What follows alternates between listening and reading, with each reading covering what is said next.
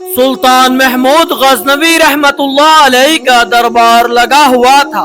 دربار میں ہزاروں افراد شریک تھے، جن میں اولیاء، قطب اور ابدال بھی تھے۔ سلطان محمود نے سب کو مخاطب کر کے کہا، کوئی شخص مجھے حضرت خضر علیہ السلام کی زیارت کروا سکتا ہے؟ سب خاموش رہے۔ دربار میں بیٹھا ایک غریب دیہاتی کھڑا ہوا اور کہا، میں زیارت کروا سکتا ہوں۔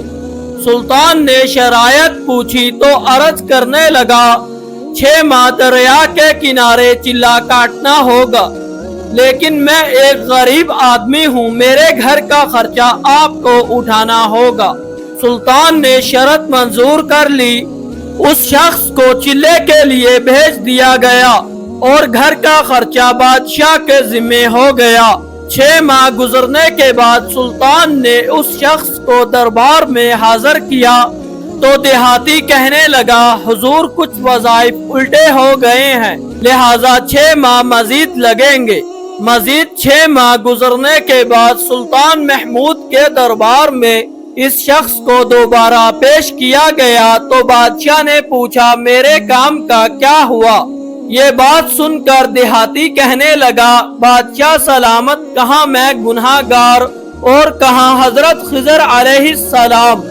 میں نے آپ سے جھوٹ بولا، میرے گھر کا خرچہ پورا نہیں ہو رہا تھا، بچے بھوک سے مر رہے تھے، اس لیے ایسا کرنے پر مجبور ہوا۔ سلطان محمود غزنوی نے اپنے ایک وزیر کو کھڑا کیا اور پوچھا، اس شخص کی سزا کیا ہے؟ وزیر نے کہا، اس شخص نے بادشاہ کے ساتھ جھوٹ بولا ہے، لہٰذا اس کا گلا کاٹ دیا جائے۔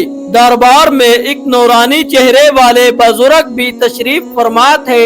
کہنے لگے، بادشاہ سلامت، اس وزیر نے بالکل ٹھیک کہا۔ بادشاہ نے دوسرے وزیر سے پوچھا، آپ بتاؤ۔ اس نے کہا کہ اس شخص نے بادشاہ کے ساتھ فراڈ کیا ہے، اس کا گلا نہ کاٹا جائے بلکہ اسے کتوں کے آگے ڈالا جائے تاکہ یہ ذلیل ہو کر مرے، اسے مرنے میں کچھ وقت تو لگے۔ دربار میں بیٹھے اسی نورانی چہرے والے بزرگ نے کہا، بادشاہ سلامت، یہ وزیر بالکل ٹھیک کہہ رہا ہے۔ سلطان محمود غزنوی نے اپنے پیارے غلام ایاز سے پوچھا، تم کیا کہتے ہو؟ ایاز نے کہا، بادشاہ سلامت، آپ کی بادشاہی سے 1 سال ایک غریب کے بچے پلتے رہے، آپ کے خزانے میں کوئی کمی نہیں آئی اور نہ ہی اس کے جھوٹ سے آپ کی شان میں کوئی فرق پڑا۔ اگر میری بات مانے تو اسے معاف کر دیں، اگر اسے قتل کر دیا تو اس کے بچے بھوک سے مر جائیں گے۔ ایاز کی یہ بات سن کر محفل میں بیٹھا وہی نورانی چہرے والا بزرگ کہنے لگا، ایاز بالکل ٹھیک کہہ رہا ہے۔ سلطان محمود غزنوی نے اس بابا جی کو بلایا اور پوچھا، آپ نے ہر وزیر کے فیصلے کو درست کہا، اس کی وجہ مجھے سمجھائی جائے۔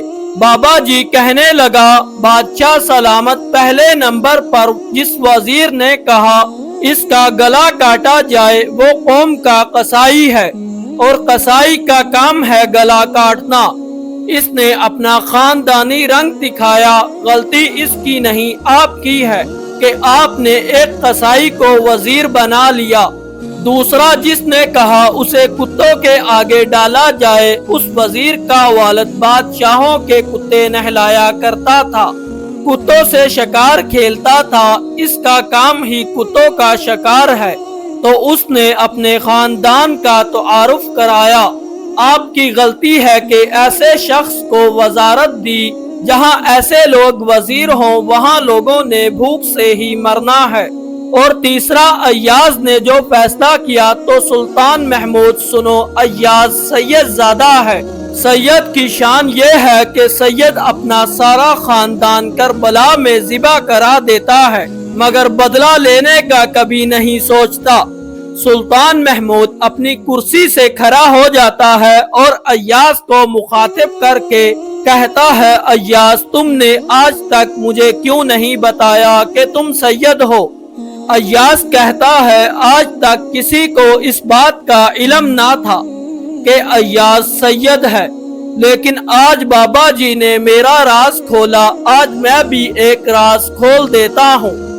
اے بادشاہ سلامت، یہ بابا کوئی عام ہستی نہیں، یہی حضرت خضر علیہ السلام ہیں۔